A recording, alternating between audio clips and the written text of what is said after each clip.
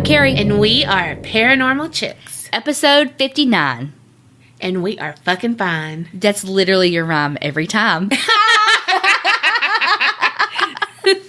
And that's the end of our podcast right there. Everyone turned us off. We won the podcasting right there. We don't have to go on anymore. They may be turning us off, but it's because we won. My heart will go on. First things first. I'm the realist. That's old as fuck. I mean, who is she? So is your, and we so fine, or what? It's retro. All right, really, back to first things first. Lisa G. from Ohio, welcome to the Creepinati. Thank you so much for being a Patreoner. We couldn't do it without y'all's support. All right, so I want to talk about something. And this isn't really normally what we do, but I just wanted to tell everybody a little bit about shit that's been going down just around us lately. And to talk about, and just, I want to say how much I love our community that has been created online, like with us, I mean, with everybody. I don't mean like ours as in we own it. I mean ours as in everybody that's in our online community and how supportive we are for each other and supporting each other's mental health. And it's like a no judgment zone, all the things. Because recently we had a friend pass from a drug overdose that we grew up with. I mean, we hadn't seen him in a long time and all of that. But, you know, it's hard when it's someone that you've known since you were 5 years old. He was my first crush. Yeah. And so I let him touch my boob in third grade.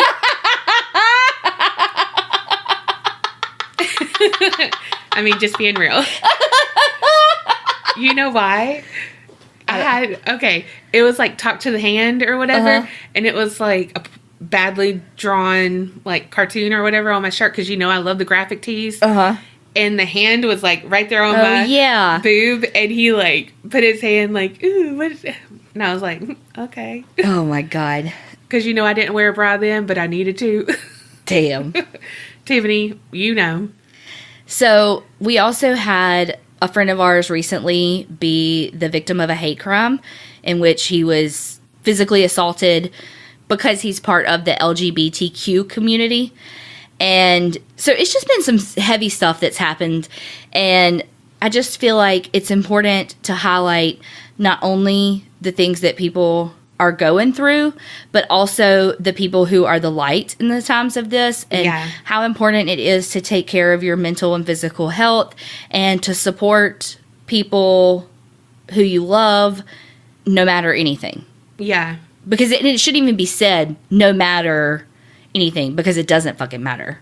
You should just love people. You know what I mean? And so I just felt like it was important to say that, and that we support y'all, and you know, we're here for y'all, and take care of yourselves. Yes, for sure. And I say that to us too. Yes. Well, and I know I've been having a hard month, and Carrie has too, but y'all have been the highlight of my fucking days every time. For sure. It's like, oh my God, I'll get on Facebook and my day goes so much better. So thank y'all for that. Yeah, I don't know what, and somebody even posted that in the Facebook group just recently, like this past month or two has just been, I don't know if it's like something with the moon or the, I don't know, shit I don't understand. Yeah. Something's aligning and it's fucking everybody up, and I don't like it. Can it unalign? That's not even a word, I don't think.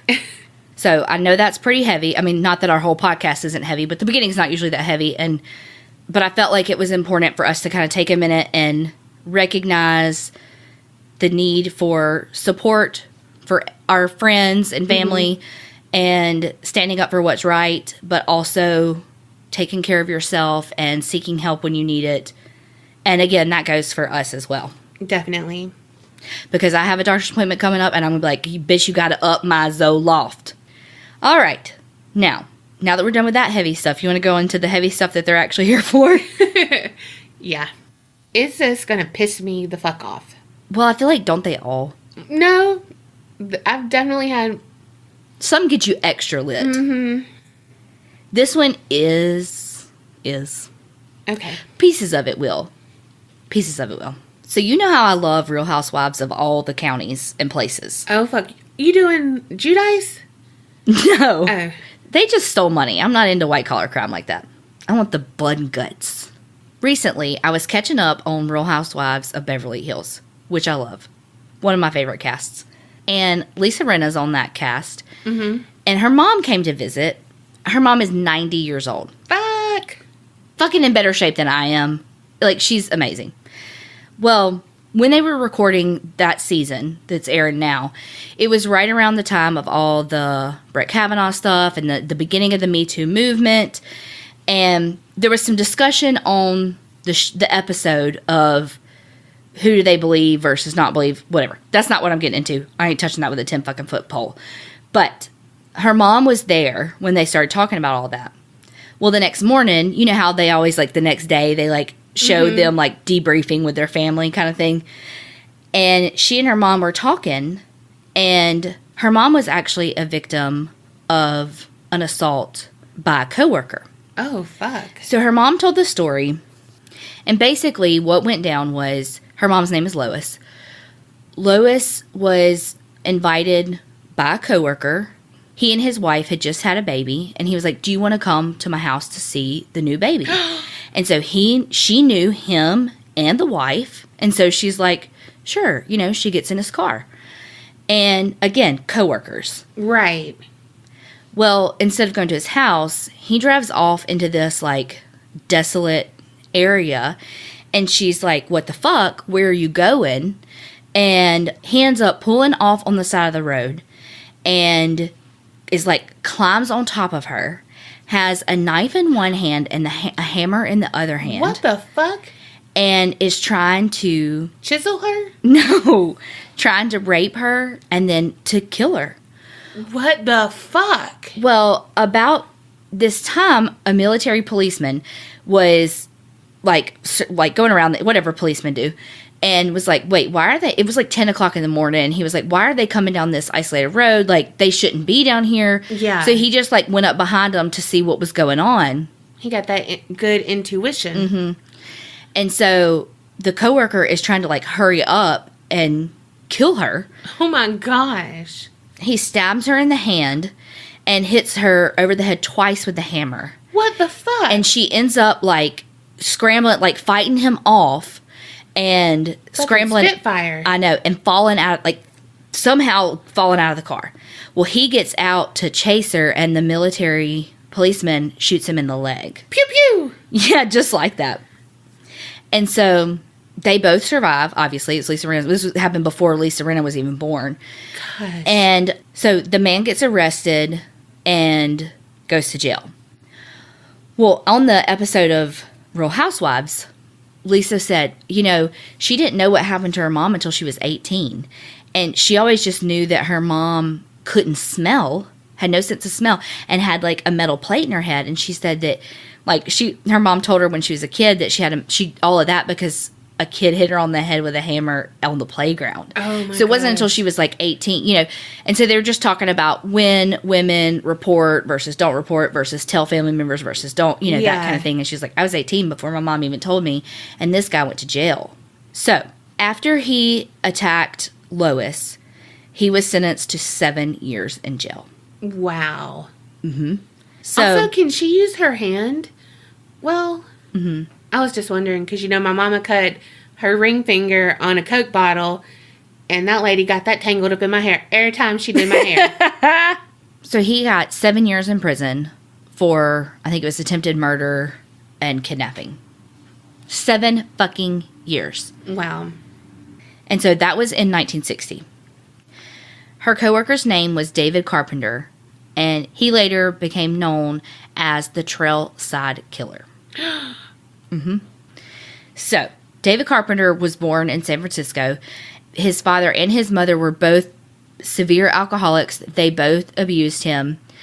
One thing I read said that, or listened to, said that his mom was almost blind, but I don't really know about that. And then they tried to correlate it to, so he had a very bad stutter. I think what they were trying to do was to show the abuse and how his stuttering, like, was brought on and worsened by the abuse. But how they said it was like his mom was almost blind, and that led to his severe stuttering problem. And I was like, I don't know why I don't understand that's a big leap. So I didn't understand. But I think what they were trying to say was that the way he was abused and ridiculed and all of that just made his stuttering significantly worse. And of course, he never received treatment, never got speech therapy, he never got any type of intervention to help him. So of course, because kids are assholes, he was teased. And his parents, so you have this kid who you're not getting any help for stuttering and all that, but his parents forced him to do extracurricular activities that at the time were very feminine, such as ballet and violin. Now, no, who gives a shit? But, I mean, you know, he attacked Lois in 1960, so I don't actually know what year he was born, but I think it was at the very least in the 40s, like 1940 or earlier. So, you know, you just kind of get an idea of what the culture was like then. Yeah. He also wet the bed way further into age than is typical. Gosh. And he also started hurting animals, which we know. So, the McDonald triad, that's the 3 characteristics that are typically seen in childhood for people who later become serial killers. Okay. Peeing in bed and hurting animals and... I know, I feel like most are just those 2. Yeah. What's the other one? Like obsession with fires. Oh, yeah. But see, I really thought it was going to be head injury. Like, you know, but I think it's more what they do versus what has happened. You know what I mean? So it's not like abuse or a head injury. It's like what their actions are. So anyway, when he was 17 years old, this motherfucker molested 2 of his cousins. Who the fuck is he, a Duggar? Damn! She went there! Oh, shit. Here's the thing, too. Nothing really says, well, nothing that I could find really said, I'm not trying to find out what he did, but, like, how he did it is what I want to know. Like, were they just at his house and it was, like, a one-time thing, which is still, he needs to fucking go to jail. Or was it, like, a continuous thing where he, like, was grooming, you know, like, what was the level of manipulation? Yeah. But all I could find, I don't know, even know the ages of the younger cousins. All I could find was that it was 2 younger cousins. A lot of stuff said, too, to protect their identity because they were underage and yada, yada. Well, he only went to jail for a year. So now we're 2 crimes in that, I mean, clearly out of order, but that he should have gone to jail for a long fucking time. Yeah. The one against Lois, he should have gone away for life. Okay. Like, he was trying to kill her. Yeah. When is attempted murder going to be taken as seriously as murder? Right? Honestly, yes. Get on that soapbox, Carrie, because... I will in a minute. Oh, shit. No, no. Oh, gosh. No. Well, I might. Okay. He did some time in the Coast Guard, and he got an honorable discharge, blah, blah, blah. We don't care about that. What? How could he be in the Coast Guard if he was... I don't know. I don't know. Because he was under 18 when it happened with his cousins. Sneaky. Because, so he got married in 1955, and he attacked Lois in 60. So he and his wife had 3 kids. Some stuff was saying, like, even after he got out of jail for sexually assaulting his cousins, he was still assaulting kids. But I never saw anything that was like, how many, or was it proven, or was it just kind of conjecture? I don't know. Some of the stuff also said, even like when he was married, he was very demanding about sex from his wife, but he still stalked women. So the year after he got out of jail for his attack on Lois, he ended up being arrested again for 1 count of assault with intent to commit murder and 2 counts of assault with a deadly fucking weapon. What the fuck? He was sentenced to 14 years. What the fuck? This is his 3rd time. So, while he's in jail this time, his wife divorces him. The psychiatrist at the prison diagnosed him as a sociopath. And here's the thing, though. He only served 9 years of it. And got released. Yeah. Not long after he, like pretty much right after he got released, too, he got married again. And yet, we're over here single. Yeah, but would you really want him? People. But would you want him, though? I'm just saying. I'd rather be single than be with him. Oh, for sure.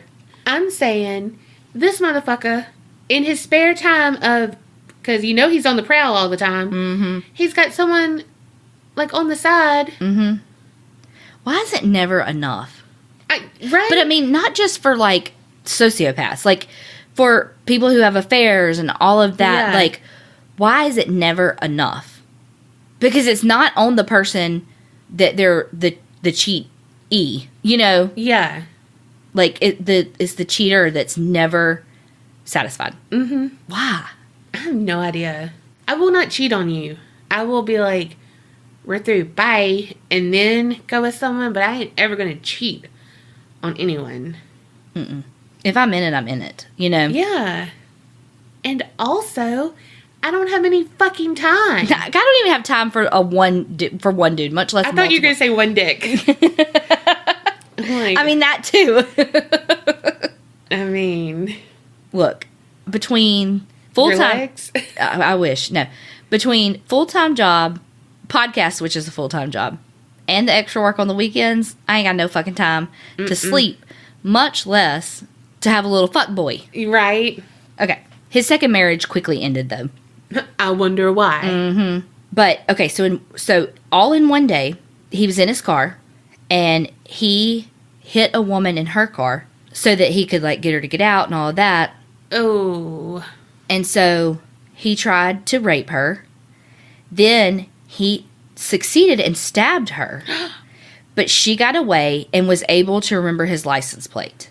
Badass. Well, right after that, he broke into another woman's house, kidnapped, raped her, and stole her car. What the fuck? And then, like, 5 days later, stole another woman's car, and then raped another woman. But the thing is that last woman, her infant was in the car during the time. But they said, like, that he actually treated the infant well. I mean, other than the fact of he attacked his fucking mother in front of the infant. Wow. Anyway. So, he ended up being arrested later that same day. What did he get? 6 days? While he was waiting for his trial to happen, he escaped. Who is this, Ted Bundy? I don't know. And there were 4 other inmates with him, but they were all, like, caught very quickly. So, after he escaped and got caught, he made a plea bargain. He was convicted of robbery and kidnapping. But not long after that, he was paroled to a federal halfway house. Are you fucking kidding me? He's got a case of affluenza. The thing is, though, is that there are people fucking in prison for fucking weed for longer than this motherfucker is for raping and kidnapping and assault with a fucking knife or a gun or a hammer, and this motherfucker raping kids, and this shithead keeps fucking getting out. Yes. Oh my God. It's like he has been out and done worse. Yeah. Every single time he's escalated. Yes. Every single time. If they would have fucking locked him up and thrown away the fucking key when he attacked Lois, like should have happened, the rest of the story would have ended there. Yep. So that was in May of 79. So we're flashing forward to August 19th of 79. That's my mama's birthday. It sure is. Hey, Mama. Hey, little Mama. Actually, we called her Big Mama, and that was her password. And DirecTV came to hook up the stuff. He was like, oh, I can hook it to the internet. What's your password? And I was like, BIGMAMA. He was doing it. He was like, oh, okay. That's what's up. I was like, I mean, you got 2 right here. We can't forget that. He definitely liked extra large pizzas. Anyway, sorry. When I said little mama, I was like, actually, it's Big Mama. There was a girl, her name was Edna Kane, and she's 44, she's married, bank exec, living her best life. Damn. Really athletic, right? And she liked to go hiking and running on the hiking trails. Because, again, we're out in, like, San Francisco. It's beautiful, nice weather, all the things. It's not humid. Right. As a fucking swampy toad's ass like it is here. So she wanted to go. Nobody could go with her, so she went by herself. Well, she went to an area called the Sleeping Lady. It was a trail. It overlooked the Golden Gate Bridge in San Francisco. Oh, wow. Well, later that day, she didn't come home. And so her husband's like, fuck, oh my God. Like, what if she fell and needs medical assistance on the trail? Like, yeah. Shit. So he calls the police. And again, they think that she's I don't know, had a heart attack, broken ankle, something. And so they sent out a search team. They sent out dog handlers too, again, just in case she had like fallen and was on part of the trail that people couldn't get to. Yeah. The dogs could like go down and try to find her. They found her car. Her car was like exactly how she left it, like pristine, everything. So they're like, okay, well, nothing's amiss here. Like, she didn't come back here. But they kept looking that night and they couldn't find her. Well, the next morning, they found her body. Oh, God. And she had a bullet wound in the back of her skull. And they found her, like, face down in the ground. But she was, like, on her knees and her face in the ground. And so they're like, well, whoever attacked her, like, put her in some, like, submissive type pose. Mm-hmm. Thinking that maybe they wanted her to, like, beg for her life or, you know. Yeah. So they're just trying to kind of put the pieces together of what this is. Because this is also 79. People are starting to try to figure stuff out about serial killers. Like, think Mindhunter. They also found out that she had some stuff taken from her wallet, like credit cards, $10 in cash. Oh, my gosh. And glasses, but all of her jewelry was left. All they knew about Edna's death was that she was shot once in the back of the head with a .44 caliber gun, and that it was execution style. And they were like, "Well, she's not raped. There's no other evidence. Like, there's nothing. The only other thing they had was some witnesses said that they saw two men. One was blonde, acting really weird. He had a jacket on that was too heavy for the season, and like he was sweaty, and that he used the jacket to cover his face. But that was all they had. No footprints, nothing. And so it went unsolved. And you know, at first people were really on guard, I guess you could say, and then it was just like shit went back to normal because nothing came of it. All right, we're flash forwarding to March now, and Barbara Schwartz, she was 23. She was out. She had her dog with her. They were hiking. But during this murder, she had been stabbed repeatedly. Oh, getting more brutal. And so, yeah, she's not shot at all. Her wounds are in the chest. And there was a witness who said that she saw the whole thing. Oh. And that she was actually the one who led the Rangers to the crime scene. This witness said it was that the man was athletic, thin, about 25. He had like a hawk type nose, dark hair, and he wore hiking boots. And that she saw him walk up to Barbara, and Barbara's dog started barking. Because fucking dogs know. I mean, they know. Yeah. All of a sudden, he just started stabbing Barbara. And as soon as Barbara went down, he ran off. The police did find a pair of bifocal glasses that had blood all over them. And they were like, please let this belong to the killer. So what happens after this is that the police run with this. Like, they get a sketch made of the guy, and they've got it posted everywhere. They're starting to put it together that maybe the two deaths are related. Some kids ended up finding a boning knife kind of by the crime scene. Mm-hmm. And it had blood on it.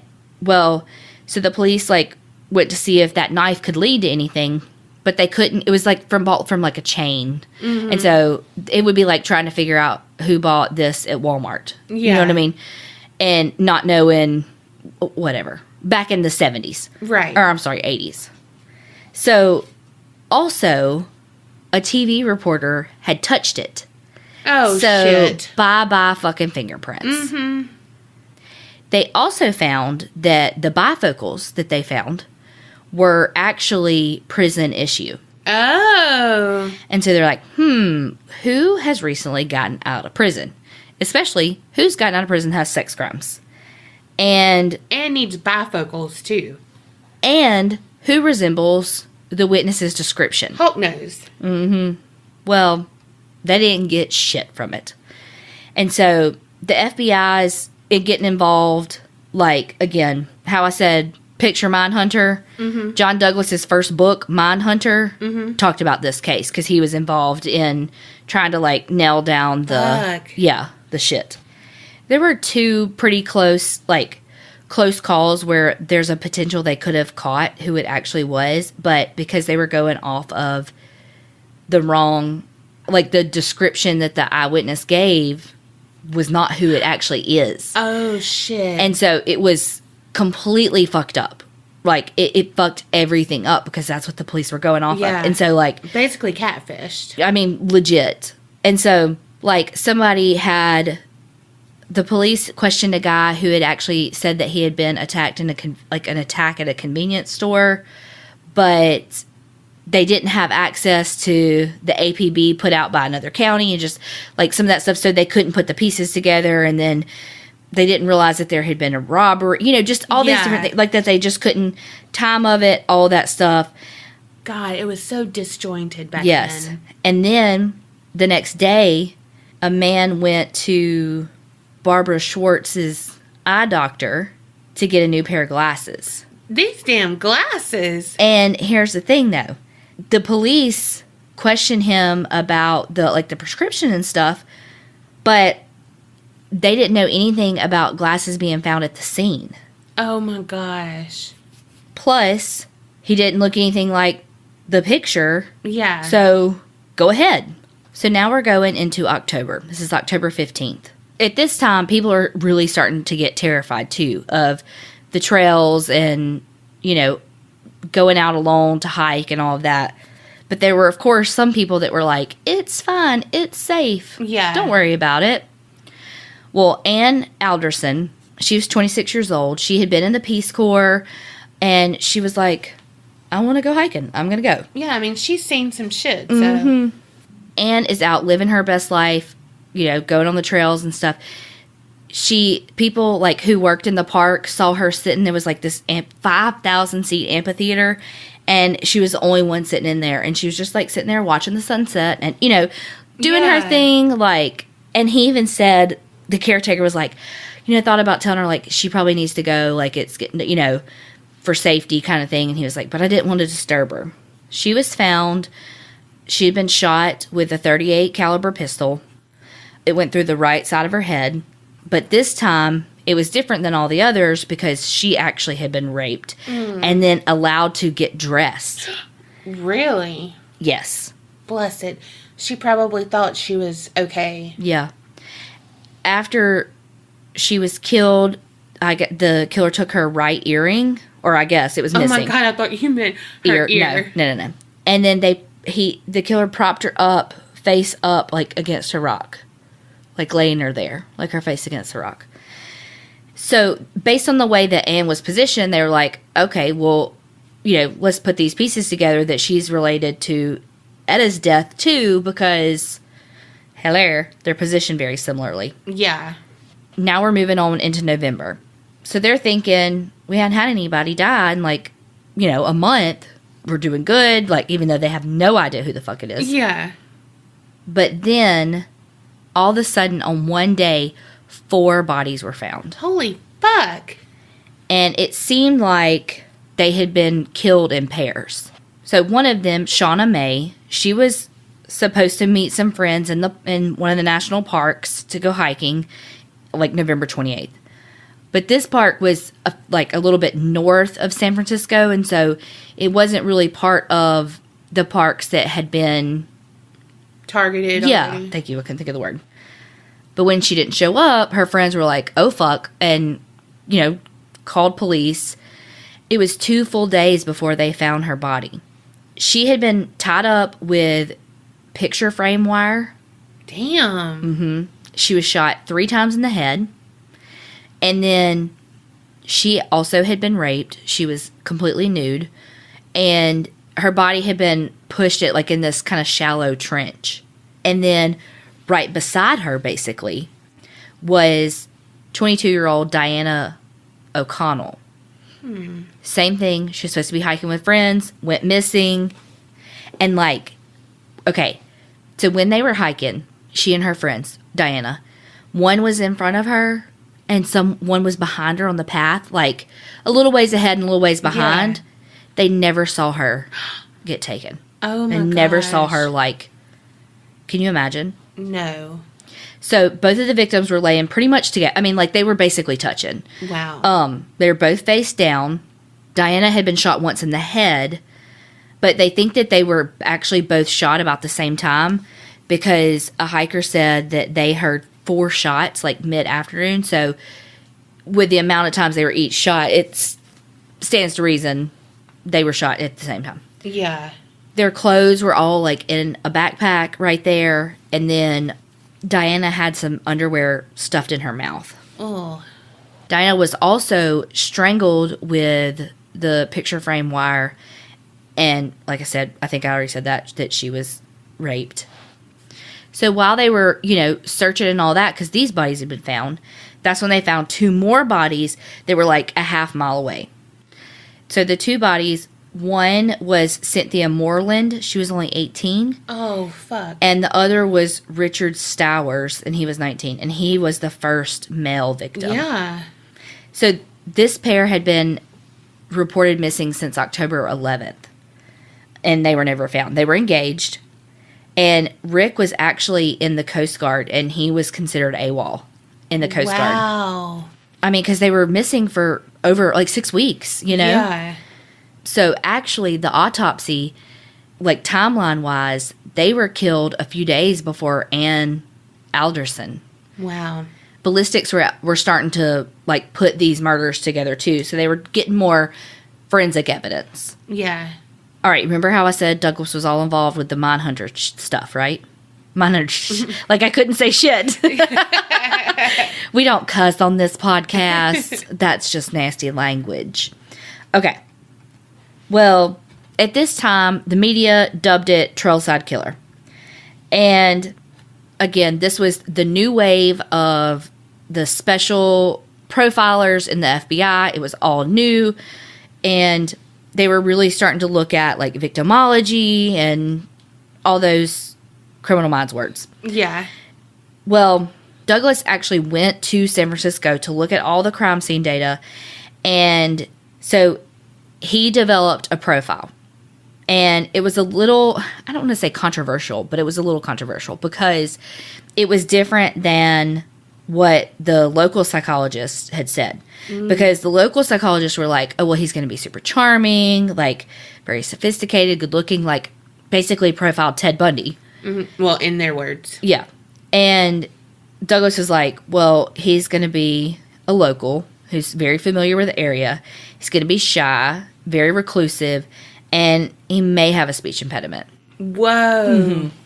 Again, Douglas is going completely opposite of what the local psychologist said. He's like, look, he's going to be very unsure of himself in social situations.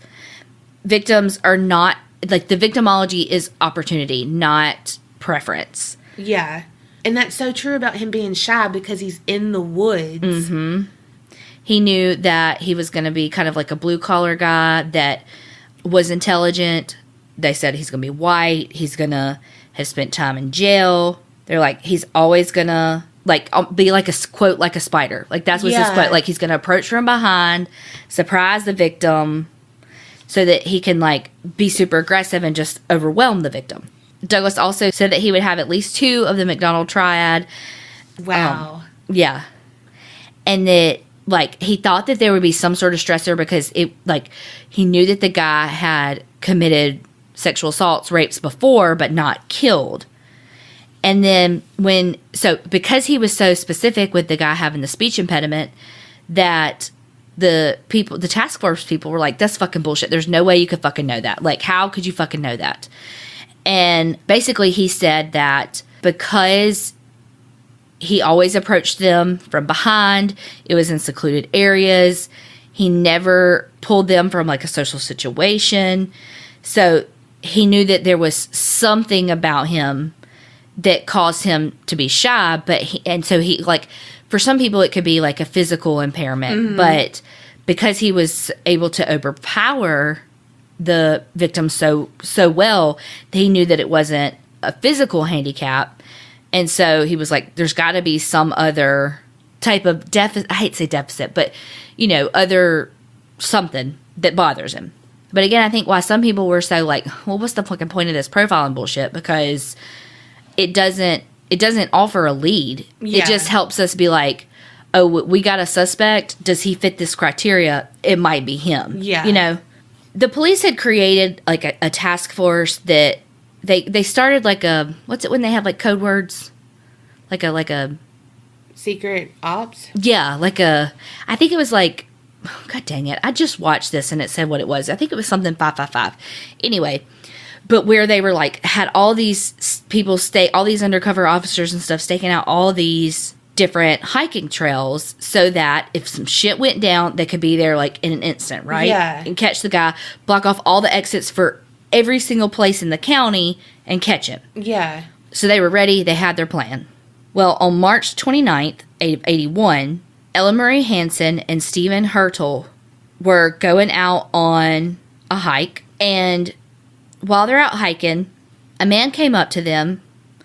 And as the man gets closer, Steve notices he's got a pistol in his hand.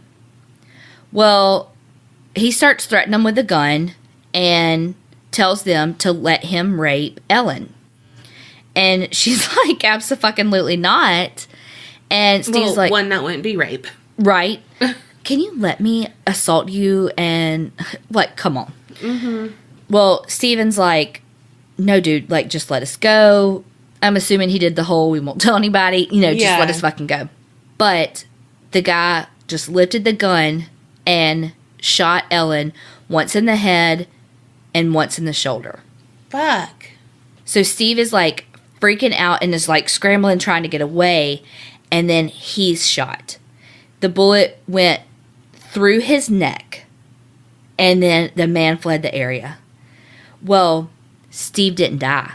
Wow. So he gets up and he's like hobbling trying to find, and he finds some other hikers. So they call police and all that, and you're like, yes, that's going to trigger like all this county shutdown, blah, blah, blah. But no, because this was almost in Santa Cruz. It was 80 miles south of San Francisco. Oh, shit. So all that plan that they had in place, great, wonderful, but didn't fucking work when you're 80 miles south. Yeah. So since Steve, I think he went by both. I don't know. He didn't tell me. He was able to give them a description. When they showed him the picture of the original sketch, he was like, that's not him. So Steve's like, that's not him. Let me tell you what it looked like. So he said that the guy had crooked yellow teeth. Ew. And he said, the guy in your picture is like 25. This guy was about 50. And he's balding. And he wore dark glasses. He had a backpack with him, had a gold jacket that had some lettering on it, black baseball cap. They said he was Steve said he was about 5'10", maybe about 6 feet tall, about 170 pounds.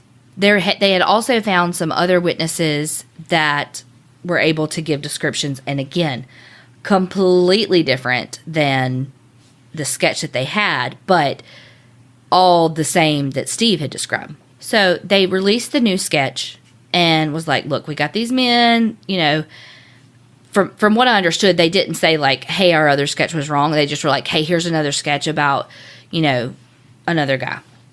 Well, after they released the sketch, they got a call from a lady that said, hey, I was on a cruise to Japan like 26 years ago, and there was a purser on that cruise ship. And that he was really inappropriate with her daughter. And she was like, he had a stutter. He just, made her very uncomfortable. And his name was David Carpenter. Mm. And so the police were like, okay, we'll look into it, And she could even prove that was his name because he had signed her daughter's book. Wow.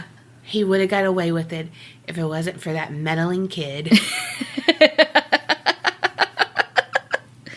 So, of course, there's like 7 billion David Carpenters in California, right?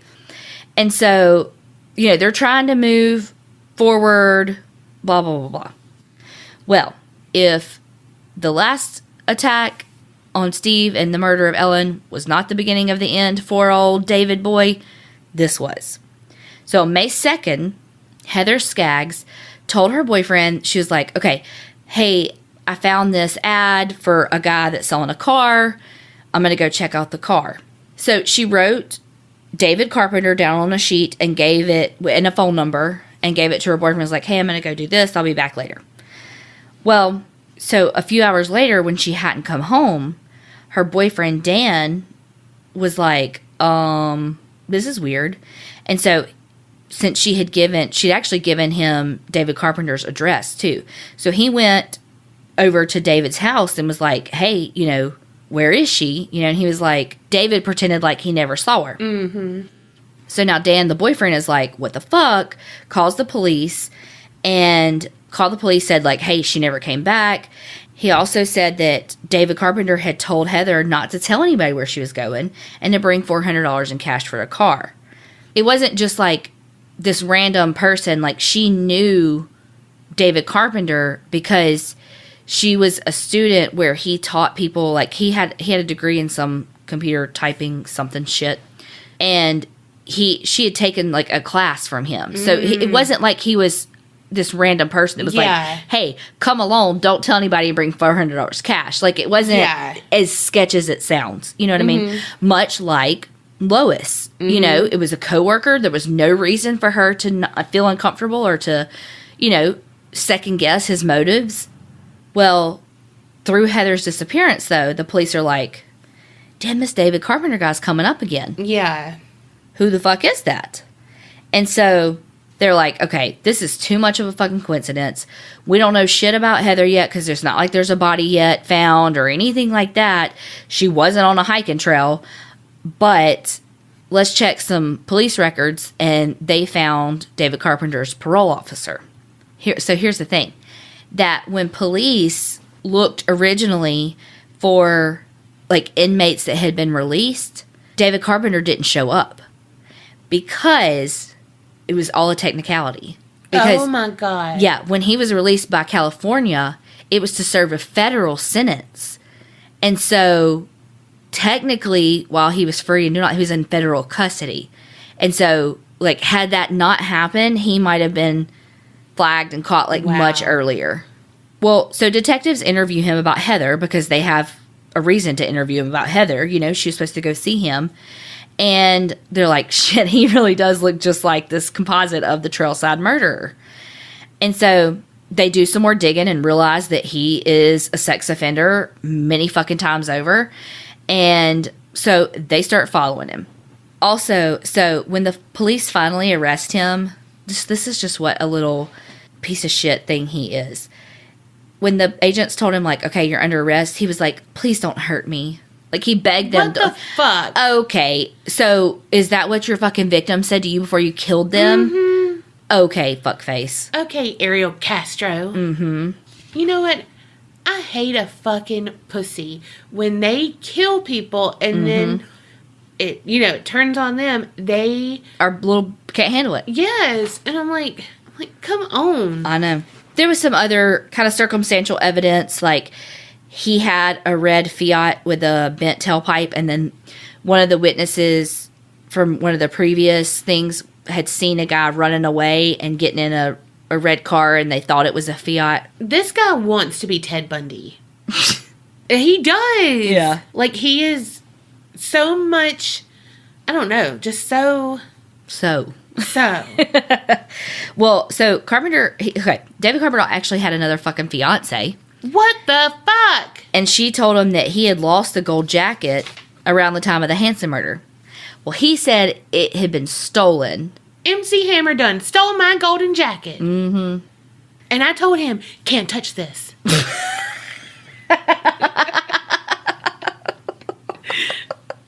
Oh, God.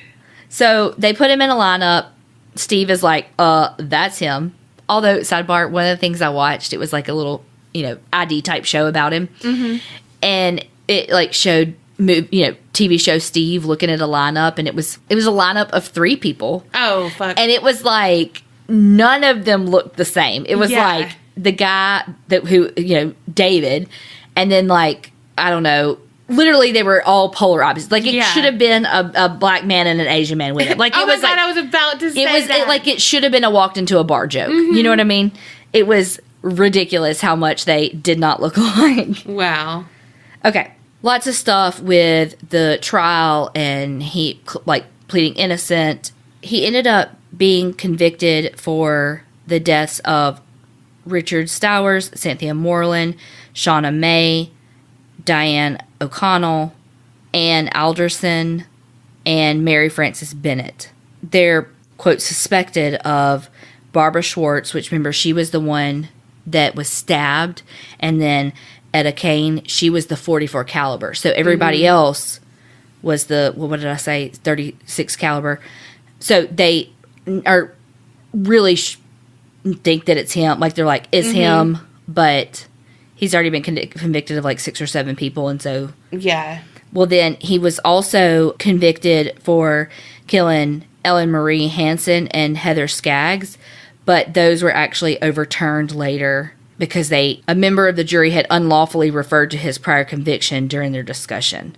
And so they got those thrown out. But lots of legal shit went down, but in 1997, the Supreme Court upheld his death penalty, and he is still on death row in San Quentin.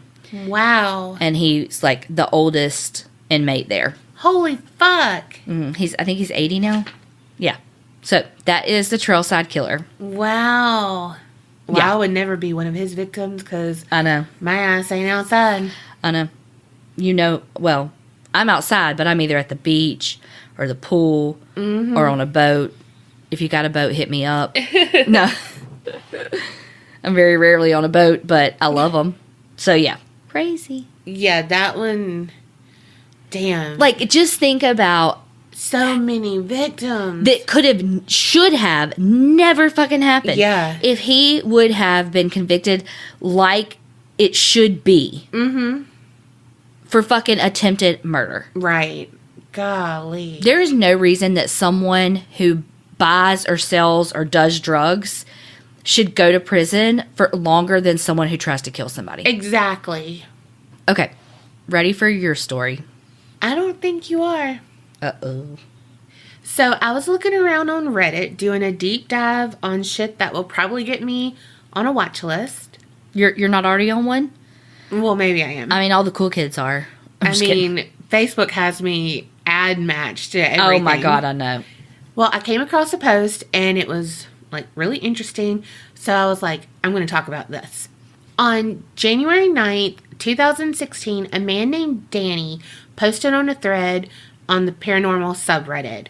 I know this means nothing to you. I don't. Reddit is like the fucking cloud. I don't understand it.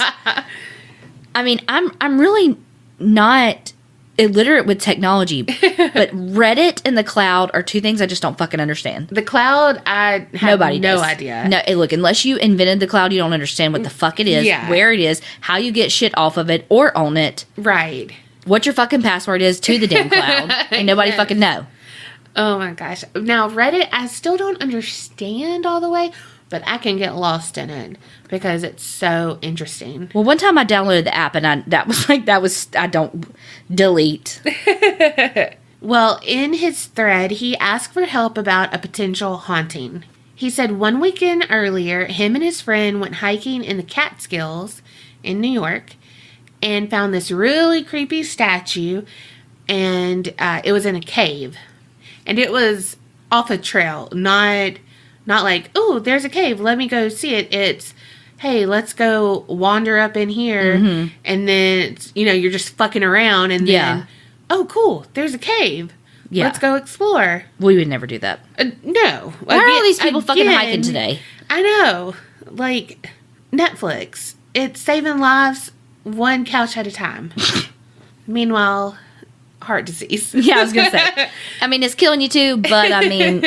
At least you're not hiking. I mean, the statue is kind of small, and it's hand-carved, and it resembles a woman, but like, those Eastern Island like heads or whatever. They're like stones. Mm-hmm. I only know that because it's a slot machine. But yes. Okay, that helped me. Yeah. So like picture that, but like wood carved, Okay, so in its eyes, there's nails hammered into it.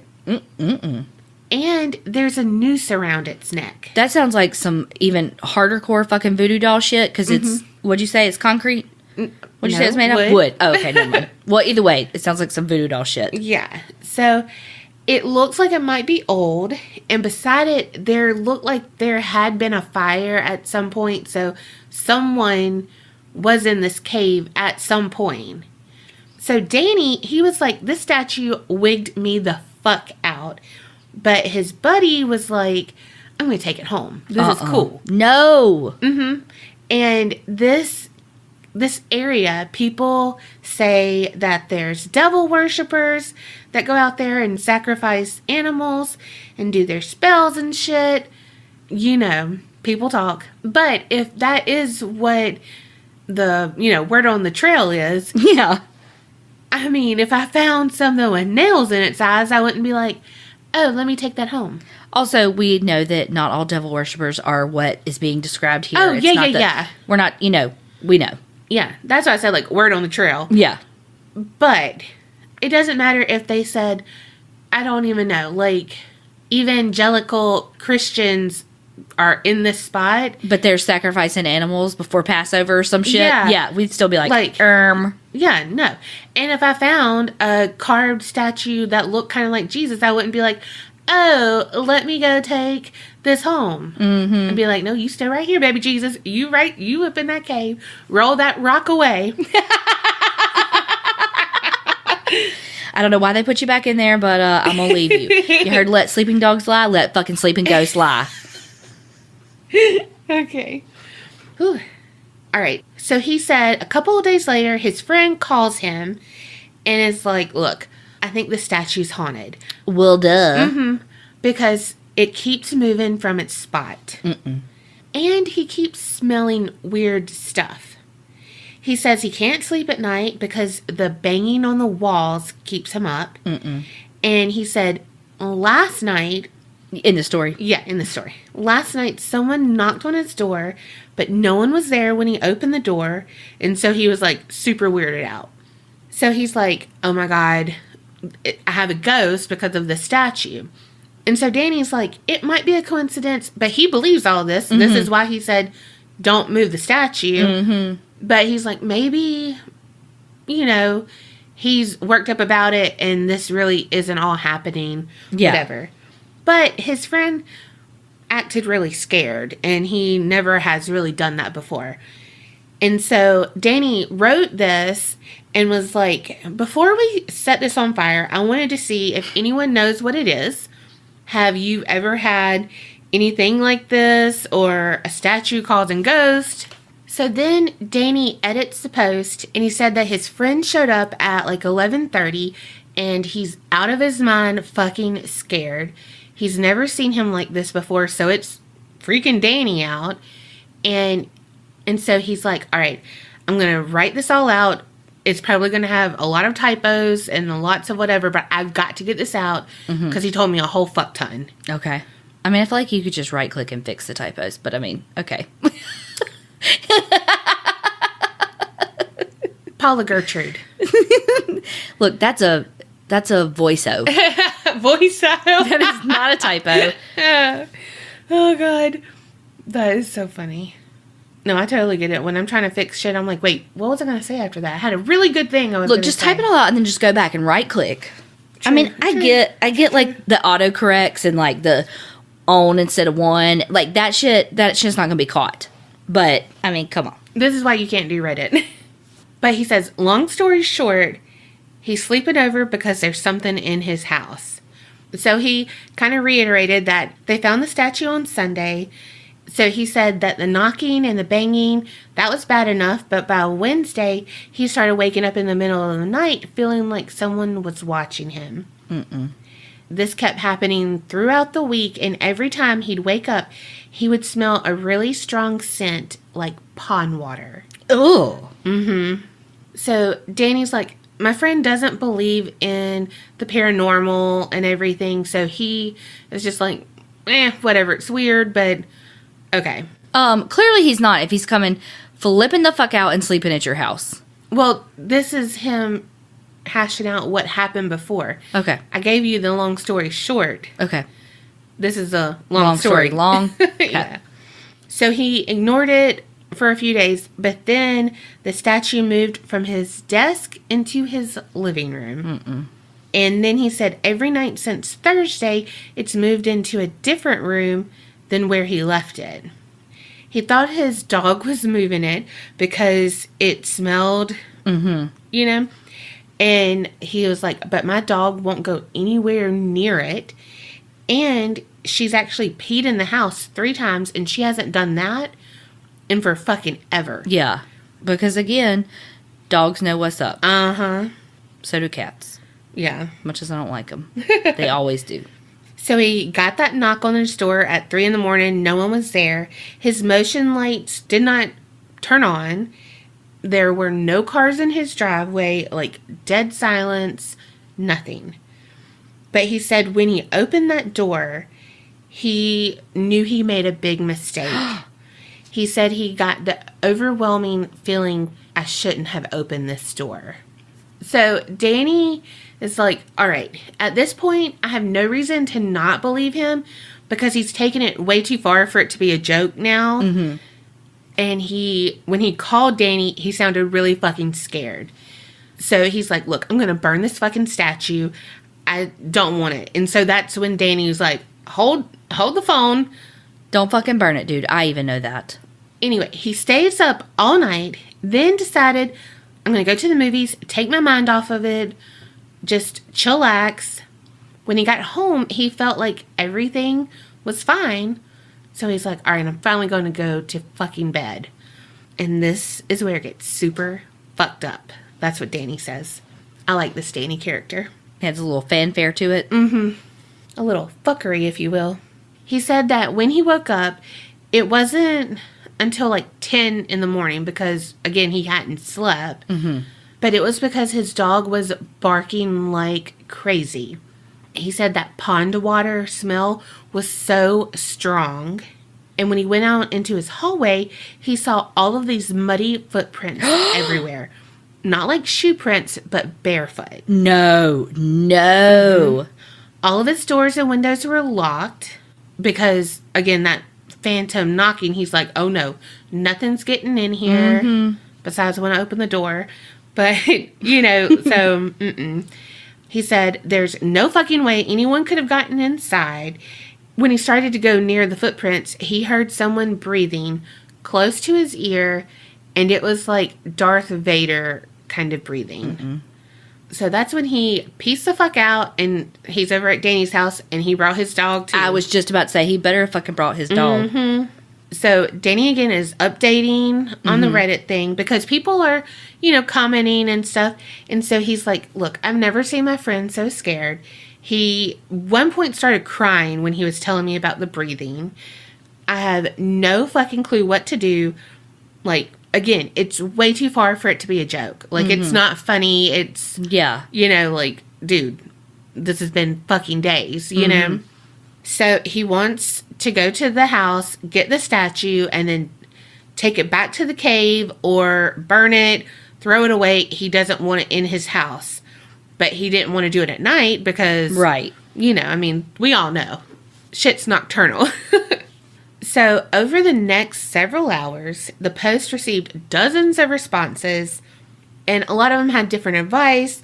Some believed that the carving had roots in voodoo, like you said. Others said it was satanic cults. And then some were like, it's probably just a creepy statue that they put in this cave to, you know, fuck with hikers that find it, or to make you not want to go to the cave and see whatever they have maybe hidden there. Yeah. You know, like, whatever, their little stash. So from now on, we're going to talk about what happened to the guy who now has the statue. We don't get to know. It's coming. Okay. Go with me, Carrie. Go with me. I'm going on the journey. Magic carpet ride. Okay. It's a whole new world. All right. So his name is Greg Newkirk, and he's the director of a paranormal and occult traveling museum. And he does that with his wife, Dana Matthews. So a little backstory, 6 degrees of separation shed. A few months prior to all of this, Dana and Greg assisted the people on finding Bigfoot. Mm-hmm. That show. Mm-hmm. So they were on there helping them, find Bigfoot. So at the tail end of the season, one of the production assistants, Chris Carter, taking a break from filming, he's in the production van. He's scrolling through Reddit when he stumbles on Danny's thread. So after he's spent a lot of time on the road with Greg and Dana, he's like, they like this, kind of stuff. They know how to do this. So he commented and was like, you need to get in contact with Greg, kind of gave him his information and everything. So Danny reached out and kind of sent a link to the Reddit post and was like, this is what we're dealing with. And so Greg is like, all right, didn't take me long because you need to go return that where you got it. And you also should apologize to whoever, whatever, put it there and give an offering. So Greg asked a few questions about the location that they discovered it in and was like, whatever you do, do not burn this. Mm-hmm. Don't throw it away. He ended by saying, Danny, if you are truly frightened and you don't know what to do, you don't want to go back to the cave, you don't want to do any of this, Dana and I will take it. We'll store it. We know how to handle stuff like this. So, there is an end. Mm-hmm. Well, 2 days later, Greg receives another email. And it's from Danny. And he said, thank you for the advice. Today, we went back to my friend's house to get the statue and return it. When they got there, they saw muddy footprints again. And the whole place smelled like a dog had just rolled around in the dirt. Ugh. Yeah. His dog wouldn't even go in the house. So his friend went to show Danny, here's where the statue is. It was gone. So they found it in the hallway. And there was a big crack in the wall, like it had been thrown there. Oh, God. Mm-hmm. And he was like, I've never touched that thing. To move it, I left it over here. Mm-hmm. What the fuck? So then they were like, all right, we're going to do what Greg says. We're going to say we're sorry to the statue, kind of explain whatever, explain the sitch.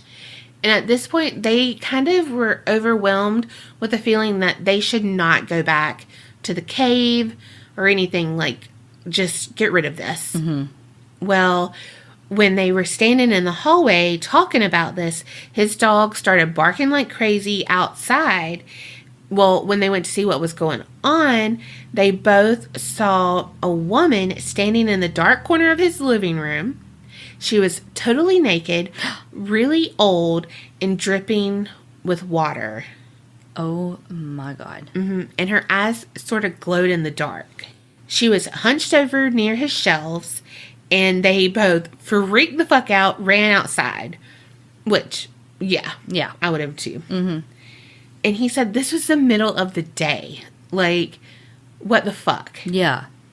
Finally, they're like, look, we got to get the statue because we have to send it to Greg. I need it out of my life. Well, they go in. Old lady's not there anymore. They grab the statue, apologized again, wrapped it in a pillowcase, put it in a box, and sent it on. Mailed it? Mm-hmm. Sorry, Mr. Postman. Right? Well, and apparently Greg had asked a few questions, again, about the location and everything. And so he was like, P.S. They didn't see any jewelry or pictures or anything with the statue, so it wasn't like an altar. Mm-hmm. There were just leaves covering everything. And there was some broken glass and a cup near the fire. And Danny said that his friend thinks there might have been some hair on the statue, but he brushed it off, not even thinking about anything. So less than a week later, a small box arrived at Weird HQ, which is where Greg and Dana live, work, all the things. So Dana's the one who carried the box in. She placed it on Greg's desk, and they carefully, cut the package open. He said there's a hard lump in a stained pillowcase. I'm like, Ew. Damn, call him out. I thought the stains were from the statue, like the mud and stuff. Oh. Okay. I don't know. I guess it could be. It could be, I guess, but I just assumed. He said immediately when he uncovered it and saw it, he knew that whatever created this, it wasn't nice. He said there are a few things just off the top that didn't seem right to him, though, that while the carving looked weathered and old, and the nails were, old as fuck too, the rope around its neck looked like a year old at best. So he's like, all right, look, it could be a hoax. This could all be fake. Or it could be something that people, like, this is a statue and it had its eyes, hammered out. But then later on, the worshipers or whoever did another spell or did whatever and then did the rope later, like building onto it. Yeah. Or it was like a binding spell and they had to get a piece of old wood and some old nails and then wrap the rope to bind it. Yeah, true. I don't know. Just guessing. Same. So with all items that arrive at the museum, they take photos, jot down measurements, just take it all. They are meticulous. After that, they locked the office and went to run errands. They have so much shit that gets sent to them and that they buy. Like, having something that's haunted is not a big deal. They're like, all right, we'll just leave it, come back, blah, blah, blah. Go eat lunch. Yes. And again, he's like, this might even be a hoax. Like, who knows? Because it is Reddit, Later that evening, they are back. They're sitting in their living room, watching a movie, and then they hear a commotion in the office. So Greg was like, look, I thought it was our cats fighting. So I'm like, I'll break up the cat fight. But as he got closer to the office, he noticed that the door's been shut. The cats couldn't get in there. And later, he noticed that they were in another room entirely, and they were underneath the bed, acting like they were afraid to come out. Oh, God. So he walks back into the office, and he's like, let me see what the fuck this sound was. Well, everything looked all right until he almost stepped on Jesus. So laying on the floor is a figurine of Jesus, and it's normally nailed to a crucifix that's on the wall. So he's like, oh, fuck. Gets him up, and he's like, damn, he's missing his arm. What? And it's like on the complete opposite side of the room than the wall it's usually on. He said he couldn't find the nail that is supposed to go into, like, the other parts, hands and feet. I swear to God, I was just thinking that, and I was like, yeah. It'd be too dark. I know. Well, sitting directly below was this artifact. And they call it the crone of the Catskills. So he tells Dana about it, and she's like, look, it might not have been that. It's very, like, conspicuous, that it's there. But let's set up a 24-hour surveillance on it and see what happens around it. They placed, a motion-activated camera, all of this stuff. And for nearly 2 months, it sat in the room. Nothing was paranormal about it. Just boring old shit. And he went on to say, like, of course there were bumps in the night, but they're like the fucking Warrens and have all this shit. I mean, you can't say, like, that was the crone. Yeah. When it could have been fucking Annabelle. Right. Well, everything kind of changed on March 2nd between the hours of, 3 and 4 a.m. The camera triggered 3 times. The first one showed some anomalies floating, so like orbs in and out of the frame.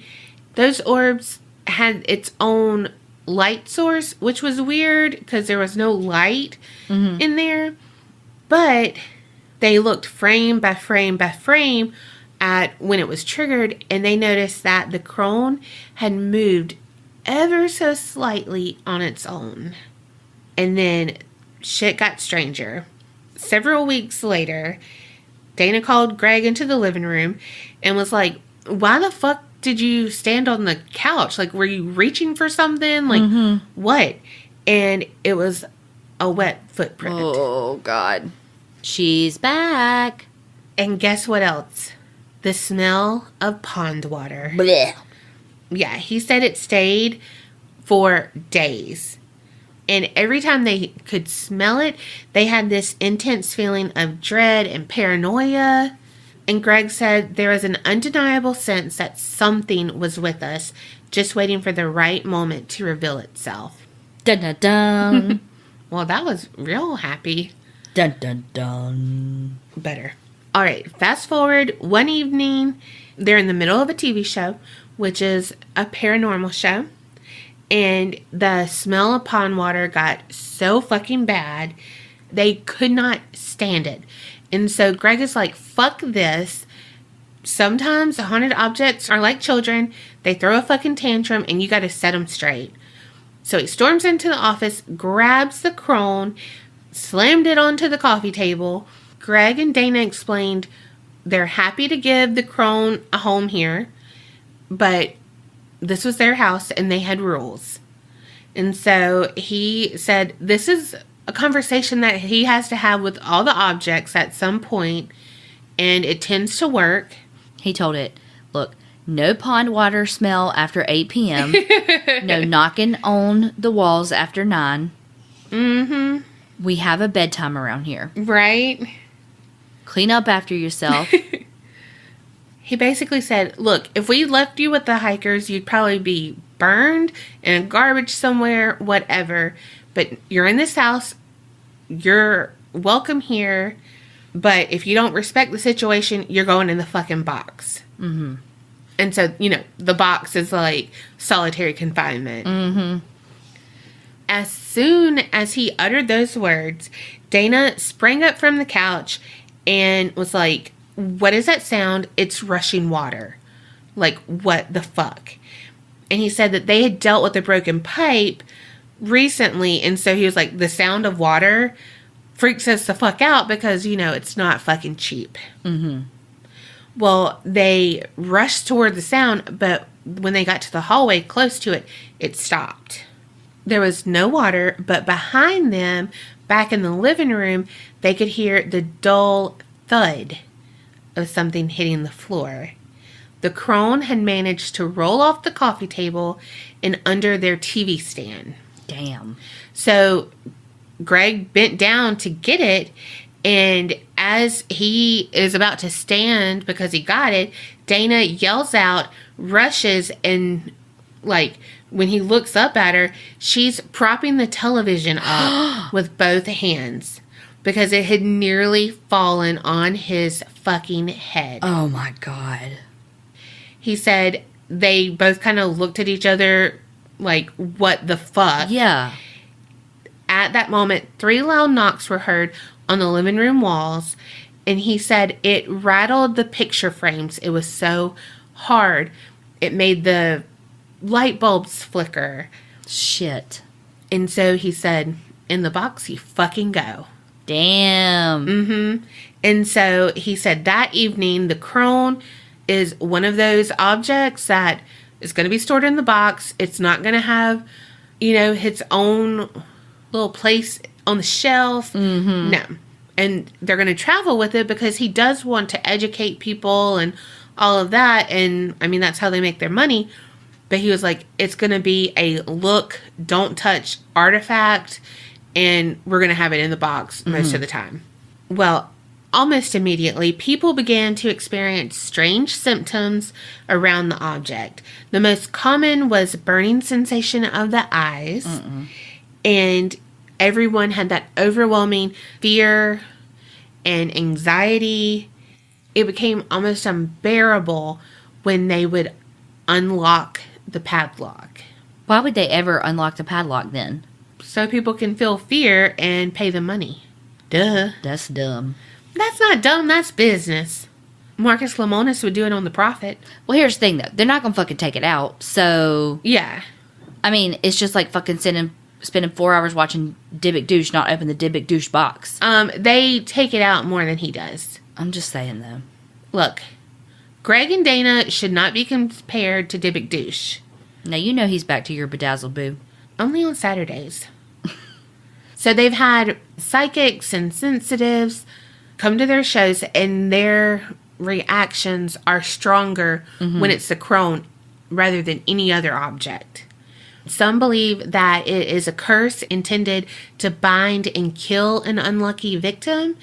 And there's a psychic, and everyone who listens to this, not everyone, 90% of the people will know Chip Coffey. He is an acclaimed psychic. Well, he was like, look, I want to straight up exorcise this bitch, and like with holy water, and we need the Pope to bless it. Like, this shit is strong. Damn. There's another medium named April Slaughter. So April said that she would do a reading on the crone, and they're like, great, we have this 20th annual Haunted American Conference in Alton, Illinois, and so let's do that.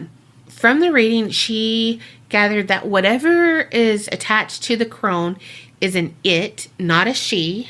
This artifact in the cave has been used several times over the course of many years. The purpose wasn't always the same, but the carving and the entity attached to it was. So that would explain some of the mismatched shit. Well, as they traveled around to different locations, people always wanted to see the crone.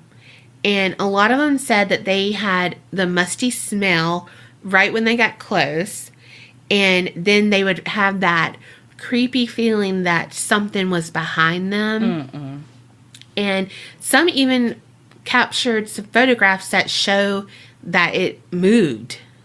So nearly 6 months after the crone arrived to their weird HQ, it is still on the no-touch list.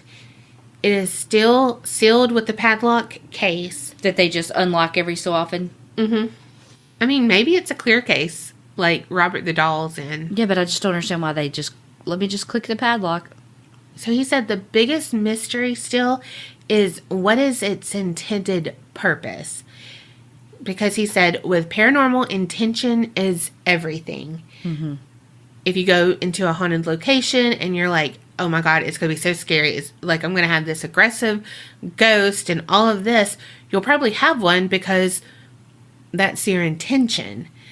So he was like, all right, it took a lot of time. It was carved by hand. So it had a specific purpose in mind.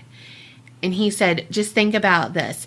Every rusty nail received a mental command as it was hammered into the figure's wooden eye sockets, and the noose around its neck was tied with a hidden desire in mind. He also added that his personal belief is that the crone was created as an attempt to summon the spirit of a local witch for some purpose. His wife Dana, though, doesn't agree with him, and she thinks that the figure was created as a sort of protection object to ward against the rituals that were going on. But back to Chip Coffey, he said that he still doesn't know the intent either, but he does think that the entity is a Babylonian spirit named Marduk. And he is like this really powerful entity. He has like 50 names that he could go by.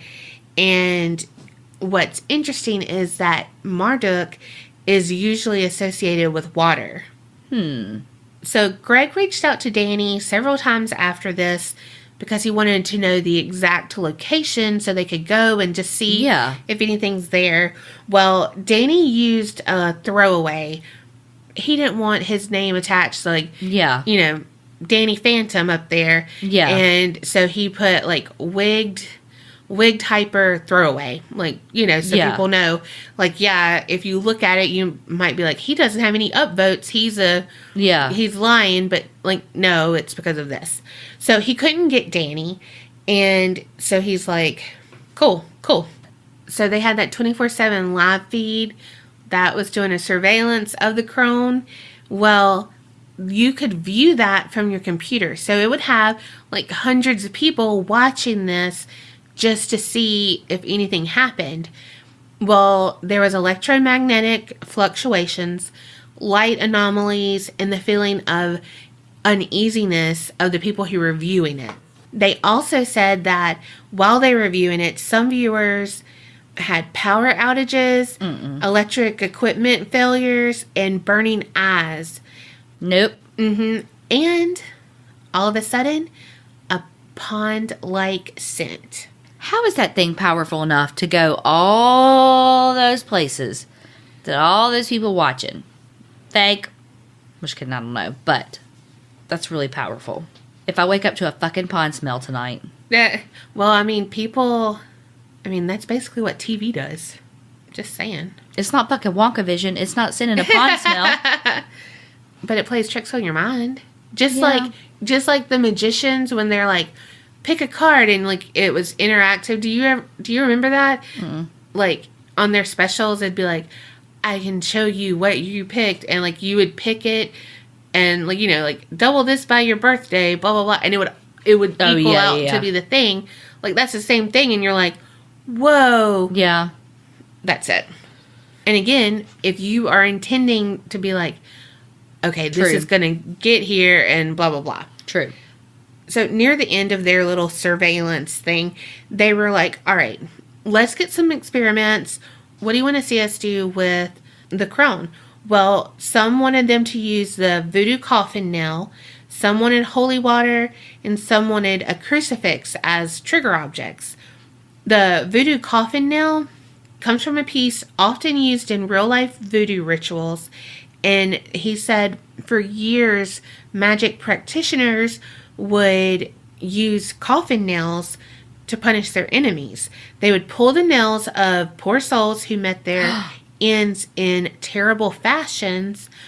Well, then those rusty nails were rumored to inflict the same pain on the victims, whoever the practitioner chose. Wow.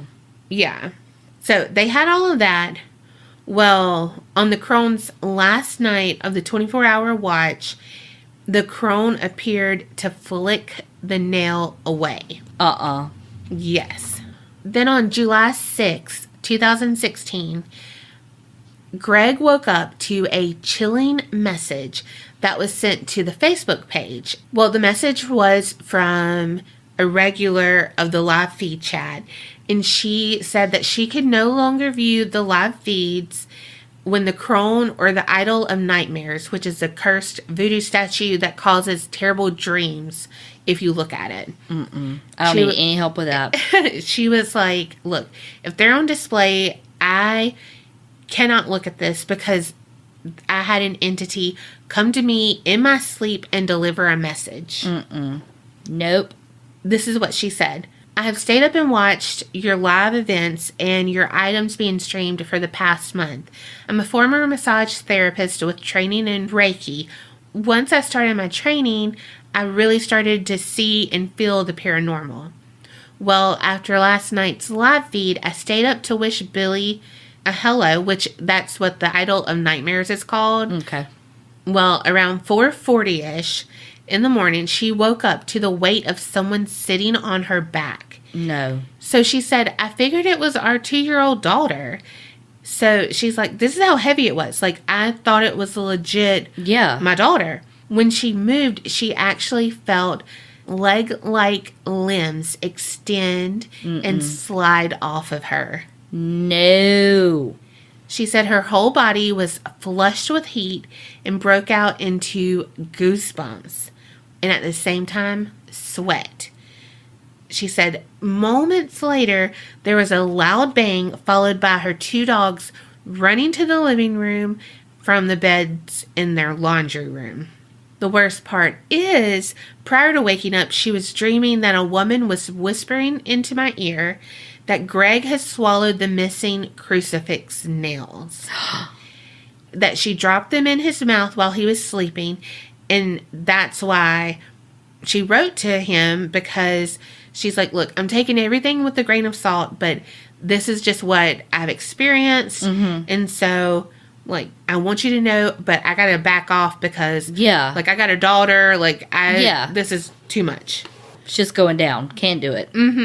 Well, he said as soon as he read that message, a cold chill ran down his spine because just days after the crone arrived, he came down with some severe stabbing stomach pains, which lasted for about a week.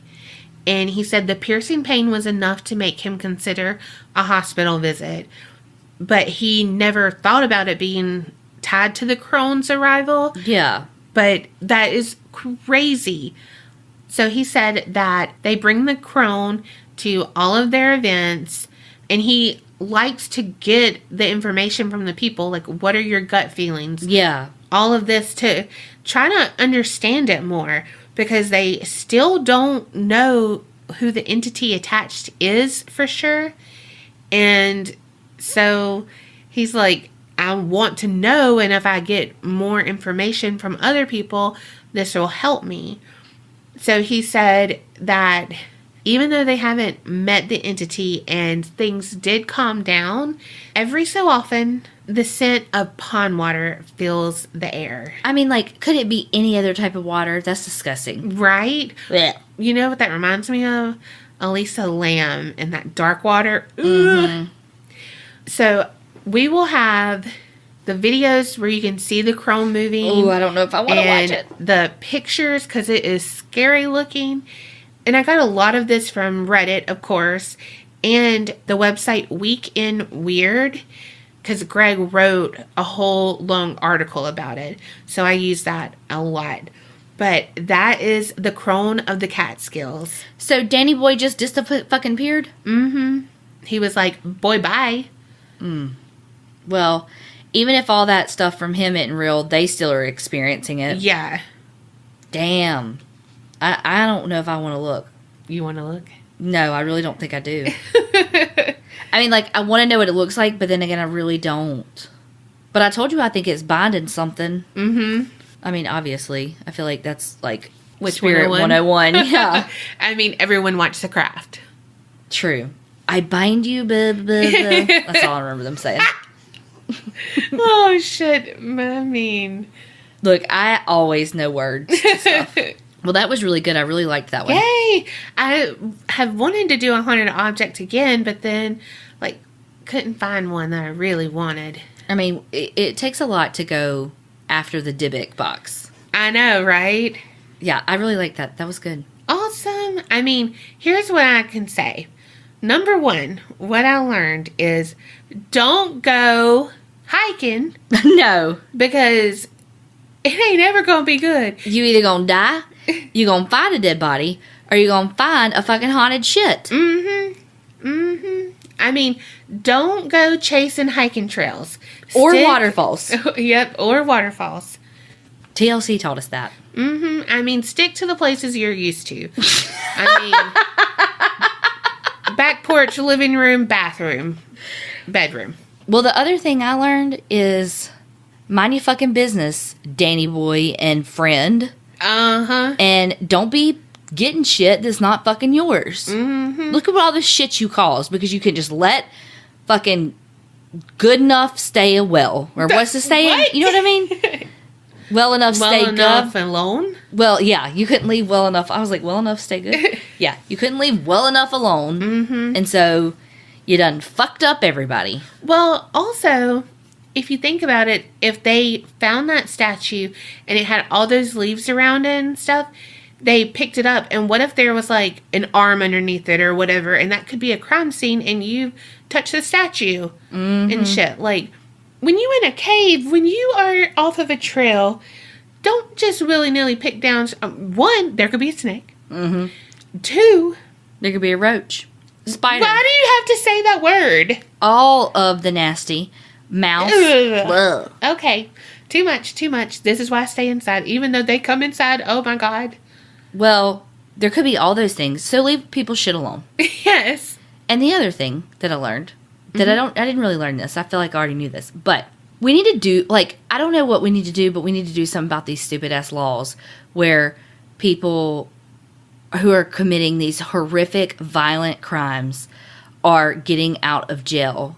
Yes. Paroled early for good behavior and all this bullshit.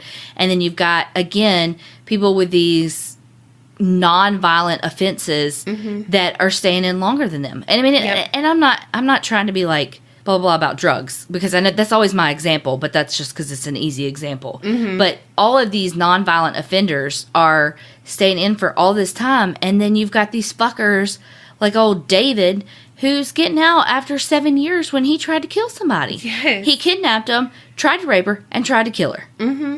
And this motherfucker got out, did it again, got out again, and fucking did it again. Oh, yeah. And one time at the very beginning when he molested children. So, 4 motherfucking times. Yep. That's my soapbox / what I learned / we need to change it, but / I don't know how. Yeah. So I'm just going to do like everybody else and bitch with no change. Yeah. That is what we're good at. I mean, if the soapbox fits, stand on it. We want to know, would you pick up something you found in a cave that looked like it's from ancient times? Like a totem or... I mean, I fucking watched that episode of The Brady Bunch when Greg took that little totem thing from the cave and he almost died on his surfboard. I mean, it's true. We all know what happened to Aladdin. I mean, look, you can't just pick shit up. Well, and if it has, like, here's the thing. It's not like it's fucking... a seashell? Yeah. It's got nails in its eyes and a noose around its neck. That's like if the people in Blair Witch touched those little tree things. They didn't because they know. Like Donna said, let us know what you think. If you would do it, not do it. Send us your sinister sightings and emails. And don't forget to subscribe, review, all the things on all the podcast things. And remember, creep it real and don't get scared.